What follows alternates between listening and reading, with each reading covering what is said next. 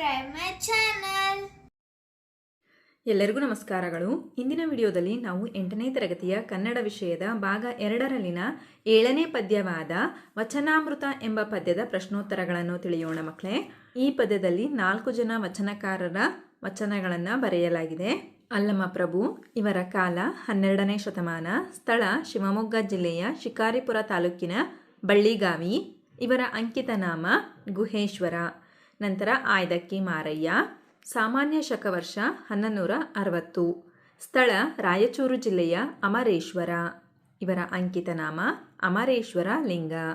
ನಂತರ ಅಮುಗೆ ರಾಯಮ್ಮ, ಕಾಲ ಸಾಮಾನ್ಯ ಶಕವರ್ಷ 1160, ಸ್ಥಳ ಸೊನ್ನಲಿಗೆ, ಈಗಿನ ಸೊಲ್ಲಾಪುರ, ಇವರ ಅಂಕಿತ ನಾಮ ಅಮುಗೇಶ್ವರ. ನಂತರ ಶಿವಶರಣೆ ಲಿಂಗಮ್ಮ, ಕಾಲ ಸಾಮಾನ್ಯ ಶಕವರ್ಷ 1160, ಅಂಕಿತ ನಾಮ ಅಪ್ಪಣ್ಣ ಪ್ರಿಯ ಚನ್ನಬಸವಣ್ಣ. ಮುಖ್ಯ ಪ್ರಶ್ನೆ, ಕೊಟ್ಟಿರುವ ಪ್ರಶ್ನೆಗಳಿಗೆ ಒಂದು ವಾಕ್ಯದಲ್ಲಿ ಉತ್ತರಿಸಿ. ಮೊದಲ ಪ್ರಶ್ನೆ, ಕಲಿಯುಗದಲ್ಲಿ ಗುರುವು ಶಿಷ್ಯನಿಗೆ ಹೇಗೆ ಬುದ್ಧಿಯನ್ನು ಹೇಳಬೇಕಿದೆ? ಉತ್ತರ, ಕಲಿಯುಗದಲ್ಲಿ ಗುರುವು ಶಿಷ್ಯನಿಗೆ ವಂದಿಸಿ ಬುದ್ಧಿಯನ್ನು ಹೇಳಬೇಕಿದೆ. ಪ್ರಶ್ನೆ 2, ಕಾಯಕದಲ್ಲಿ ನಿರತನಾದವನು ಯಾವುದನ್ನು ಮರೆಯಬೇಕು? ಉತ್ತರ, ಕಾಯಕದಲ್ಲಿ ನಿರತನಾದವನು ಗುರುದರ್ಶನ ಹಾಗೂ ಲಿಂಗಪೂಜೆಯನ್ನಾದರೂ ಮರೆಯಬೇಕು. ಪ್ರಶ್ನೆ 3, ಆಯ್ದಕ್ಕಿ ಮಾರಯ್ಯನ ಪ್ರಕಾರ ಕೈಲಾಸ ಯಾವುದು? ಉತ್ತರ, ಆಯ್ದಕ್ಕಿ ಮಾರಯ್ಯನ ಪ್ರಕಾರ ಕಾಯಕವೇ ಕೈಲಾಸ. ಪ್ರಶ್ನೆ 4, ಕಾಗೆಯು ಏನಾಗಲು ಸಾಧ್ಯವಿಲ್ಲ? ಉತ್ತರ, ಕಾಗೆಯು ಕೋಗಿಲೆಯಾಗಲು ಸಾಧ್ಯವಿಲ್ಲ. ಪ್ರಶ್ನೆ 5, ಯಾರ ಮುಖವನ್ನು ನೋಡಲಾಗದು? ಉತ್ತರ, ನಾಮವನ್ನು ಹಾಕಿಕೊಂಡು ತಿರುಗುವ ಗಾವಿಲರ ಅಂದರೆ ಹೆಡ್ಡರ ಮುಖವನ್ನು ನೋಡಲಾಗದು. ಪ್ರಶ್ನೆ 6, ಶರಣರು ಕೆಡಿಸುವ ನಿದ್ದೆಯನ್ನು ಹೇಗೆ ಗೆದ್ದಿದ್ದಾರೆ? ಉತ್ತರ, ಶರಣರು ಕೆಡಿಸುವ ನಿದ್ದೆಯನ್ನು ಯೋಗ ಸಮಾಧಿಯನ್ನಾಗಿ ಮಾಡಿಕೊಂಡು ಗೆದ್ದಿದ್ದಾರೆ. ಮುಖ್ಯ ಪ್ರಶ್ನೆ, ಕೊಟ್ಟಿರುವ ಪ್ರಶ್ನೆಗಳಿಗೆ 3-4 ವಾಕ್ಯಗಳಲ್ಲಿ ಉತ್ತರಿಸಿ. ಪ್ರಶ್ನೆ 1, ಶ್ರೀ ಗುರುವು ಶಿಷ್ಯರಿಗೆ ಬುದ್ಧಿ ಕಲಿಸುವುದು ಕಾಲಕಟ್ಟಳೆಗೆ ಹೇಗೆ ಒಳಪಟ್ಟಿದೆ? ವಿವರಿಸಿ. ಉತ್ತರ, ಕೃತಯುಗದಲ್ಲಿ ಗುರುವು ಶಿಷ್ಯನಿಗೆ ಬಡಿದು ಬುದ್ಧಿಯನ್ನು ಕಲಿಸಿದರೆ, ತ್ರೇತಾಯುಗದಲ್ಲಿ ಬೈದು ಬುದ್ಧಿಯನ್ನು ಕಲಿಸಿದರೆ, ದ್ವಾಪರ ಯುಗದಲ್ಲಿ ಜಂಕಿಸಿ ಅಂದರೆ ಹೆದರಿಸಿ ಬುದ್ಧಿಯನ್ನು ಕಲಿಸಿದರೆ ಶಿಷ್ಯನು ಮಹಾಪ್ರಸಾದವೆನ್ನುತ್ತಿದ್ದನು. ಆದರೆ ಕಲಿಯುಗದಲ್ಲಿ ಗುರುವು ಶಿಷ್ಯನಿಗೆ ವಂದಿಸಿ ಬುದ್ಧಿಯನ್ನು ಕಲಿಸಿದರೆ ಮಾತ್ರ ಆಗಲಿ ಮಹಾಪ್ರಸಾದವೆನ್ನುತ್ತಾನೆ. ಪ್ರಶ್ನೆ 2, ಆಯ್ದಕ್ಕಿ ಮಾರಯ್ಯನು ಕಾಯಕದ ಮಹತ್ವವನ್ನು ಹೇಗೆ ನಿರೂಪಿಸಿದ್ದಾನೆ? ಉತ್ತರ, ಕಾಯಕವನ್ನು ಮಾಡುವಾಗ ಶ್ರದ್ಧೆ ನಿಷ್ಠೆಯಿಂದಿರಬೇಕು. ಕಾಯಕದಲ್ಲಿ ನಿರತರಾದಾಗ ಗುರುದರ್ಶನ ಹಾಗೂ ಲಿಂಗಪೂಜೆಯನ್ನು ಮರೆಯಬೇಕು. ಜಂಗಮ ಮುಂದೆ ಬಂದರೂ ಋಣ ಹರಿಯಬೇಕು. ನಾವು ಮಾಡುವ ಕಾಯಕವೇ ಕೈಲಾಸವಾದ್ದರಿಂದ ಆ ಕೆಲಸದಲ್ಲಿಯೇ ದೇವರನ್ನು ಕಾಣಬೇಕು ಎಂದು ಆಯ್ದಕ್ಕಿ ಮಾರಯ್ಯನು ಕಾಯಕದ ಮಹತ್ವವನ್ನು ತಿಳಿಸಿದ್ದಾನೆ. ಪ್ರಶ್ನೆ 3, ಅರಿವು, ಆಚಾರ, ಸಮ್ಯಜ್ಞಾನದ ಬಗ್ಗೆ ಅಮುಗೆ ರಾಯಮ್ಮನ ಅನಿಸಿಕೆ ಏನು? ಉತ್ತರ, ಕಾಗೆಯ ಮರಿ ಹೇಗೆ ಕೋಗಿಲೆಯಾಗಲು ಸಾಧ್ಯವಿಲ್ಲವೋ, ಆಡಿನ ಮರಿ ಹೇಗೆ ಆನೆಯಾಗಲು ಸಾಧ್ಯವಿಲ್ಲವೋ, ಸೀಳು ನಾಯಿ ಹೇಗೆ ಸಿಂಹದ ಮರಿಯಾಗಲು ಸಾಧ್ಯವಿಲ್ಲವೋ, ಅದೇ ರೀತಿ ಅರಿವು, ಆಚಾರ, ಸಮ್ಯಜ್ಞಾನವನ್ನು ಅರಿಯದೆ ಹಣೆಯ ಮೇಲೆ ನಾಮವನ್ನು ಹಾಕಿಕೊಂಡು ನಾನು ಎಲ್ಲವನ್ನೂ ತಿಳಿದಿರುವೆ ಎಂದು ತಿರುಗುವ ಗಾವಿಲರ ಮುಖವನ್ನು ನೋಡಲಾಗುವುದಿಲ್ಲ. ಇಂಥವರಿಗೆ ಜ್ಞಾನದ ಅರಿವು ಎಂದಿಗೂ ಆಗುವುದಿಲ್ಲ ಎಂದು ಅಮುಗೆ ರಾಯಮ್ಮ ಹೇಳಿದ್ದಾರೆ. ಪ್ರಶ್ನೆ 4, ಬುದ್ಧಿಹೀನರು ಹೇಗೆ ವಿದ್ಯೆಯನ್ನು ಸಂಪಾದಿಸುತ್ತಾರೆ? ಉತ್ತರ, ಎಲ್ಲರ ಮನಸ್ಸನ್ನು ಗೆದ್ದೆನೆಂದು ದೇಹವನ್ನು ದಂಡಿಸಿ ತನುವನ್ನು ಕರಗಿಸಿ ನಿದ್ದೆಯನ್ನು ಸರಿಯಾಗಿ ಮಾಡದೆ ವಿದ್ಯೆಯನ್ನು ಕಲಿತೆ ಎಂದು ಬುದ್ಧಿಹೀನರು ಹೇಳಿಕೊಳ್ಳುತ್ತಾರೆಂದು ಶಿವಶರಣೆ ಲಿಂಗಮ್ಮ ಹೇಳಿದ್ದಾರೆ. ಪ್ರಶ್ನೆ 5, ಶಿವಶರಣರು ಜಗವನ್ನೇ ಗೆದ್ದಿಹ ವಿಚಾರದಲ್ಲಿ ಲಿಂಗಮ್ಮನ ಅನಿಸಿಕೆ ಏನು? ಉತ್ತರ, ಶಿವಶರಣರು ಕಾಮಕ್ರೋಧವನ್ನು ನೀಗಿಸಿ ಲೋಭ, ಮೋಹ, ಮದ, ಮತ್ಸರವನ್ನು ಛೇದಿಸಿಕೊಂಡು ಅತಿ ಆಸೆ, ಮಮತೆ, ಸೊಕ್ಕು, ಅಸೂಯೆ ಪಡುವುದನ್ನು ಬಿಟ್ಟು ಜಗತ್ತಿನ ಬಂಧನವನ್ನು ಬಿಟ್ಟು ತಮ್ಮ ತಮ್ಮ ಕಾಯಕವನ್ನೇ ಪ್ರಸಾದವೆಂದು ತಿಳಿದು ಕೆಡಿಸುವ ನಿದ್ರೆಯ ಯೋಗ ಸಮಾಧಿ ಮಾಡಿ ಸುಖವನ್ನು ತೊರೆದು ಜಗತ್ತನ್ನೇ ಗೆದ್ದಿದ್ದಾರೆ. ಇಂತಹ ಶರಣರನ್ನು ಬುದ್ಧಿಹೀನರು ಹೇಗೆ ಅರಿಯುತ್ತಾರೆ ಎಂದು ಲಿಂಗಮ್ಮನವರು ತಮ್ಮ ಅನಿಸಿಕೆಯನ್ನು ವ್ಯಕ್ತಪಡಿಸಿದ್ದಾರೆ. ಈ ಮುಖ್ಯ ಪ್ರಶ್ನೆ. ಕೊಟ್ಟಿರುವ ಪ್ರಶ್ನೆಗೆ 8-10 ವಾಕ್ಯಗಳಲ್ಲಿ ಉತ್ತರಿಸಿ. ಮೊದಲ ಪ್ರಶ್ನೆ. ವಚನಾಮೃತದಲ್ಲಿ ವ್ಯಕ್ತವಾಗುವ ಕಾಯಕ ತತ್ವದ ಮಹತ್ವವನ್ನು ವಿವರಿಸಿ. ಉತ್ತರ. ಕಾಯಕವನ್ನು ಶ್ರದ್ಧೆ ಮತ್ತು ನಿಷ್ಠೆಯಿಂದ ಮಾಡಬೇಕು. ಗುರುದರ್ಶನ ಹಾಗೂ ಲಿಂಗ ಪೂಜೆಯನ್ನು ಮರೆತು ತಾವು ಮಾಡುವ ಕಾಯಕದಲ್ಲಿ ದೇವರನ್ನು ಕಾಣಬೇಕು. ನಮ್ಮ ಮುಂದೆ ಜಂಗಮ ನಿಂತಿದ್ದರೂ ಕೆಲಸದ ಕಡೆ ಗಮನವಿರಬೇಕು. ಕಾಯಕದಲ್ಲಿಯೇ ನಾವು ಸರ್ವಸ್ವವನ್ನು ಕಾಣಬೇಕು. ಕೆಲವರು ದೇಹವನ್ನು ದಂಡಿಸಿ ತನುವನ್ನು ಕರಗಿಸಿ ನಿದ್ರೆಗೆಟ್ಟು ವಿದ್ಯೆಯನ್ನು ಕಲಿತೆನೆಂದು ಬುದ್ಧಿಹೀನವಾಗಿ ಹೇಳಿಕೊಳ್ಳುತ್ತಾರೆ. ಆದರೆ ಶಿವಶರಣರು ಕಾಮ, ಕೋಪ, ಆಸೆ, ಮಮತೆ, ಗರ್ವ, ಅಸೂಯೆಗಳನ್ನು ಬಿಟ್ಟು ತಮ್ಮ ಕಾಯಕದ ಮೂಲಕ ನಿತ್ಯ ಸುಖಿಗಳಾಗಿ ಜೀವನವನ್ನು ಸಾರ್ಥಕಗೊಳಿಸಿಕೊಂಡಿದ್ದಾರೆ. ಶರಣರು ಯೋಗ ಸಮಾಧಿಯ ಮೇಲೆ ನಿದ್ರೆಯನ್ನು ಕಟ್ಟಿ ಕಾಯಕಕ್ಕೆ ಮಹತ್ವ ನೀಡಿ ಜಗತ್ತನ್ನೇ ಗೆದ್ದಿದ್ದಾರೆ. ಈ ಮುಖ್ಯ ಪ್ರಶ್ನೆ. ಸಂದರ್ಭ ಸಹಿತ ಸ್ವಾರಸ್ಯವನ್ನು ವಿವರಿಸಿ. ಮೊದಲ ಪ್ರಶ್ನೆ. ನಿಮ್ಮ ಕಾಲದ ಕಟ್ಟಳೆಯ ಕಲಿತನಕ್ಕೆ ನಾ ಬೆರಗಾದೆ. ಆಯ್ಕೆ. ಈ ವಾಕ್ಯವನ್ನು ಎಂ ಕಲಬುರ್ಗಿರವರು ಸಂಪಾದಿಸಿರುವ ಸಮಗ್ರ ವಚನ ಸಂಪುಟ ಕೃತಿಯಿಂದ ಆರಿಸಲಾದ ವಚನಾಮೃತ ಎಂಬ ಪದ್ಯಭಾಗದಿಂದ ಆರಿಸಿಕೊಳ್ಳಲಾಗಿದೆ.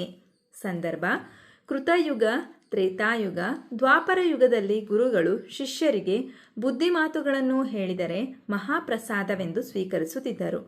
ಆದರೆ ಕಲಿಯುಗದಲ್ಲಿ ಗುರುಗಳೇ ಶಿಷ್ಯರಿಗೆ ವಂದಿಸಿ ಬುದ್ಧಿಯನ್ನು ಹೇಳುವ ಪರಿಸ್ಥಿತಿ ಬಂದಿದೆ ಎಂದು ಹೇಳುವಾಗ ಈ ಮೇಲಿನ ಮಾತನ್ನು ಅಲ್ಲಮ ಪ್ರಭುಗಳು ಹೇಳಿದ್ದಾರೆ. ಸ್ವಾರಸ್ಯ. ಕಾಲ ಮುಂದುವರೆದಂತೆ ಗುರುಗಳ ಮೇಲಿನ ಗೌರವ ಕಡಿಮೆಯಾಗಿರುವುದು ಇಲ್ಲಿ ಸ್ವಾರಸ್ಯಕರವಾಗಿದೆ. ಎರಡನೆಯ ಸಂದರ್ಭ. ನಾಮವನ್ನೊತ್ತುಕೊಂಡು ತಿರುಗುವ ಗಾವಿಲರ ಮುಖವ ನೋಡಲಾಗದು. ಆಯ್ಕೆ. ಈ ವಾಕ್ಯವನ್ನು ಎಂ ಕಲಬುರ್ಗಿರವರು ಸಂಪಾದಿಸಿರುವ ಸಮಗ್ರ ವಚನ ಸಂಪುಟ ಕೃತಿಯಿಂದ ಆರಿಸಲಾದ ವಚನಾಮೃತ ಎಂಬ ಪದ್ಯಭಾಗದಿಂದ ಆರಿಸಿಕೊಳ್ಳಲಾಗಿದೆ. ಸಂದರ್ಭ. ಅರಿವು, ಆಚಾರ, ಸಮ್ಯಜ್ಞಾನವನ್ನು ಅರಿಯದೆ ಹಣೆಯ ಮೇಲೆ ನಾಮವನ್ನು ಹಾಕಿಕೊಂಡು ತಿರುಗುತ್ತಾ ಭಗವಂತನ ಸಾಕ್ಷಾತ್ಕಾರದ ಬಗ್ಗೆ ಸುಳ್ಳು ಹೇಳುತ್ತಾ ಮೋಸ ಮಾಡುವವರ ಮುಖವನ್ನು ನೋಡಲು ಇಷ್ಟವಿಲ್ಲವೆಂದು ಬುದ್ಧಿಹೀನರನ್ನು ಕುರಿತು ಅಮುಗೆ ರಾಯಮ್ಮರು ತಿಳಿಸಿದ್ದಾರೆ. ಸ್ವಾರಸ್ಯ.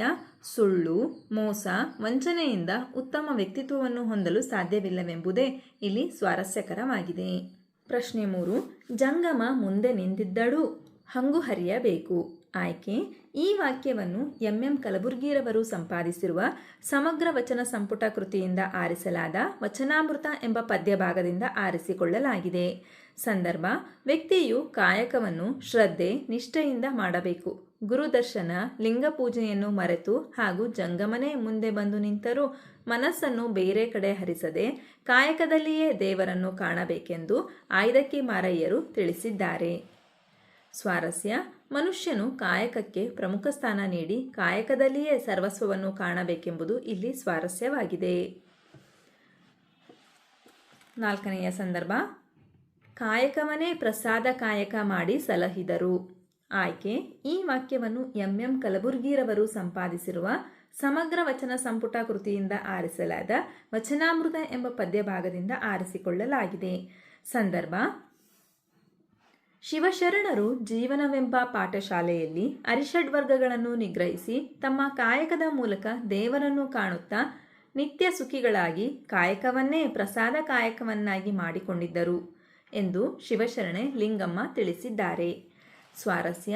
ಕಾಯಕದಲ್ಲಿಯೇ ದೇವರನ್ನು ಕಂಡಾಗ ಜೀವನವು ಸಾರ್ಥಕವಾಗುತ್ತದೆ ಎಂಬುದು ಇಲ್ಲಿ ಸ್ವಾರಸ್ಯಕರವಾಗಿದೆ. ಮುಖ್ಯ ಪ್ರಶ್ನೆ. ಕೊಟ್ಟಿರುವ 4 ಉತ್ತರಗಳಲ್ಲಿ ಸರಿಯಾದ ಉತ್ತರ ಪದವನ್ನು ಆರಿಸಿ ಬರೆಯಿರಿ. ಮೊದಲ ಬಿಟ್ಟ ಸ್ಥಳ. ತ್ರೇತಾಯುಗದಲ್ಲಿ ಶ್ರೀಗುರುವು ಶಿಷ್ಯನಿಗೆ ಬುದ್ಧಿಯನ್ನು ಹೀಗೆ ಕಲಿಸುತ್ತಿದ್ದರು. ಇದಕ್ಕೆ ಸರಿಯಾದ ಉತ್ತರ ಬೈದು. ಎರಡನೆಯ ಪ್ರಶ್ನೆ. ಆಯ್ದಕ್ಕಿ ಮಾರಯ್ಯನ ಅಂಕಿತ ನಾಮ ಅಮುಗೇಶ್ವರ.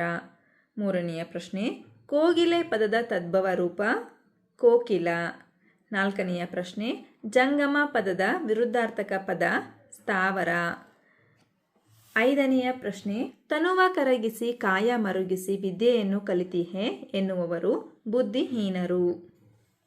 ನಂತರ ಮುಖ್ಯ ಪ್ರಶ್ನೆ. ಗಮನಿಸಿ ಮಕ್ಕಳೇ. ಗುಂಪಿಗೆ ಸೇರದ ಪದಗಳನ್ನು ಆಯ್ದು ಬರೆಯಿರಿ. ಮೊದಲ ಪ್ರಶ್ನೆ. ಆನೆ, ಗಜ, ಹಯ, ಕರಿ. ಇಲ್ಲಿ ಗುಂಪಿಗೆ ಸೇರದ ಪದ ಹಯ. ನಂತರ ಎರಡನೆಯ ಪ್ರಶ್ನೆ, ಬಸವಣ್ಣ, ಕನಕದಾಸರು, ಅಲ್ಲಮಪ್ರಭು, ಅಮುಗೆ ರಾಯಮ್ಮ. ಇಲ್ಲಿ ಗುಂಪಿಗೆ ಸೇರದ ಪದ ಕನಕದಾಸರು. ನಂತರ ಪ್ರಶ್ನೆ 3, ಕಾಮ, ಕ್ರೋಧ, ಧನ, ಲೋಭ. ಇಲ್ಲಿ ಗುಂಪಿಗೆ ಸೇರದ ಪದ ಧನ. ನಾಲ್ಕನೆಯ ಪ್ರಶ್ನೆ, ದ್ವಾಪರ ಯುಗ, ಕೃತಯುಗ, ಸುವರ್ಣಯುಗ, ಕಲಿಯುಗ. ಗುಂಪಿಗೆ ಸೇರದ ಪದ ಸುವರ್ಣಯುಗ. ಪ್ರಶ್ನೆ 5, ತನು, ದೇಹ, ಮಾಯ, ಕಾಯ. ಗುಂಪಿಗೆ ಸೇರದ ಪದ ಮಾಯ. ನಂತರ ಚಟುವಟಿಕೆಯನ್ನು ಗಮನಿಸಿ ಮಕ್ಕಳೇ. ಮುಖ್ಯ ಪ್ರಶ್ನೆ, ಕೊಟ್ಟಿರುವ ಪದ್ಯ ಭಾಗವನ್ನು ಪೂರ್ಣಗೊಳಿಸಿ ಅಂತ ಕೊಟ್ಟಿದ್ದಾರೆ.